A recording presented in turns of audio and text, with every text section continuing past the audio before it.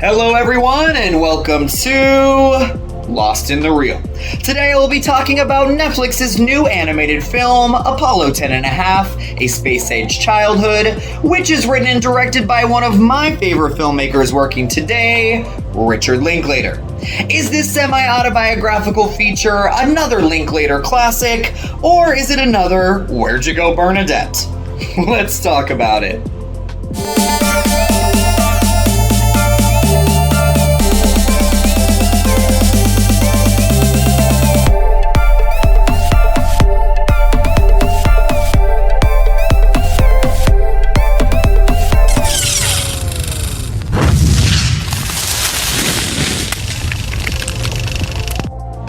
Apollo 10.5, A Space-Age Childhood is written and directed by Richard Linklater.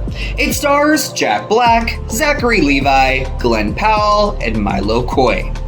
The story of the first moon landing in the summer of 1969 from two interwoven perspectives. It both captures the astronaut and mission control view of the triumphant moment and the lesser seen bottom-up perspective of what it was like from an excited kid's perspective, living near NASA, but mostly watching it on TV like hundreds of millions of others.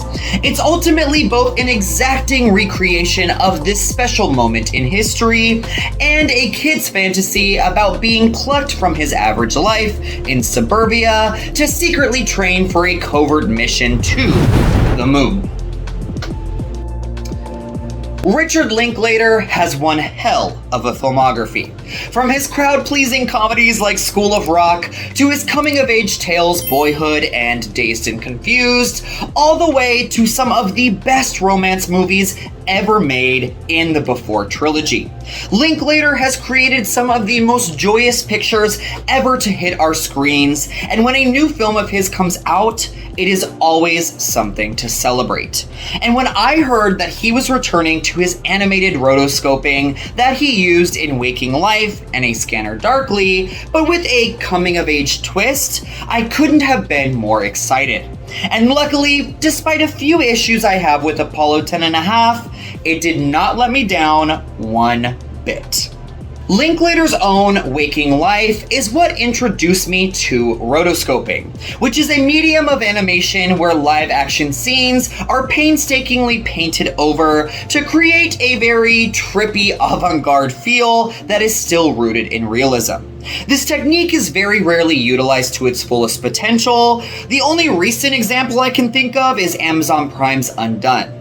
But Linklater is one of the biggest champions of rotoscoping, and honestly, it has never looked better than in Apollo 10.5. There's something about the technique that adds to the fantasy of the proceedings. Every frame looks like a brushed over glimpse into the perspective of a child. It's beautiful work, and I hope Linklater continues experimenting with this kind of animation in the future. Some people might find Apollo 10.5 too slow or meandering, and I would understand those sentiments. It's a bit of an odd film, to say the least, and audiences expecting a straightforward narrative will be sorely disappointed. There's not much dialogue in the film, rather it is narrated over by Jack Black, who plays an older version of our lead character Stanley throughout the entire runtime. Apollo 10.5 is basically like you are sitting down and listening to an old friend tell you their life story, their fondest memories of childhood, and those little moments in their past that made them who they are today. And in that way, this might be Richard Linklater's most personal movie to date, and one of the reasons why I love it so much. There are so many minute observations and intricate details that you can take away from the movie, that you will be able to relate to, even if you weren't alive in the late 60s during the space race.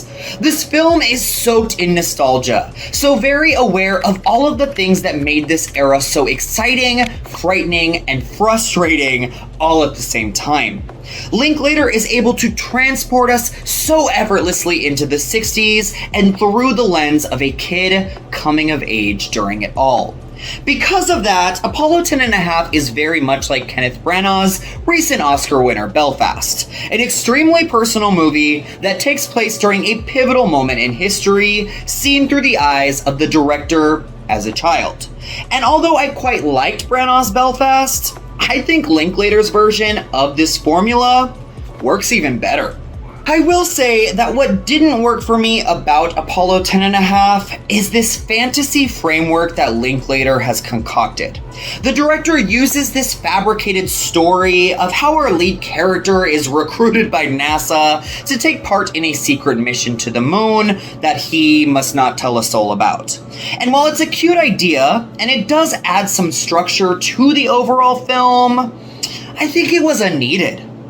Just getting to hear this story of growing up in 60s American suburbia, experiencing the iconic film, television, and music of the time, the radical changes in society, and the historical moments and movements. All of that was enough to make a winning picture. We didn't need the excess fantasy. And as much as I think Jack Black's narration is warm and wonderful, I would have liked a bit more dialogue between our characters to connect with them on an even deeper level. But that is a pretty small issue. All in all, Apollo 10.5: A Space-Age Childhood is another slam dunk for director Richard Linklater. It's a movie that the whole family can enjoy together.